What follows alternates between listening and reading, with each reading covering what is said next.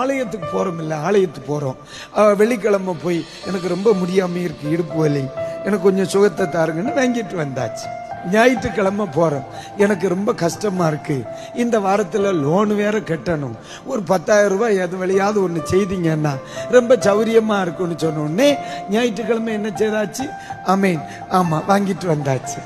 இப்போ மறுபடியும் புதன்கிழமை ராத்திரி கூட்டத்துக்கு போறேன். ஆண்டவரே, பிள்ளைக்கு ஃபீஸ் கட்டணும் அப்பா, கரண்ட் பணம் வேற கட்ட வேண்டியிருக்கு, ஏதாவது வாய்ப்பு இருக்கா? வாங்கிட்டு வாரேன். நீங்க நல்ல கவனிக்க, யாருக்கு கர்த்தர் எபனேசரா இருப்பார்? வெள்ளிக்கிழமை ஃபாஸ்டிங் பிரேயர் வார், வெள்ளிக்கிழமை ஃபாஸ்டிங் பிரேயர் வார்.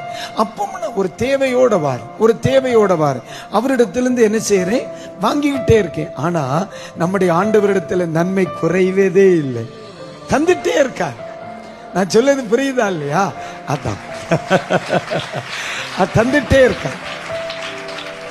ஆனா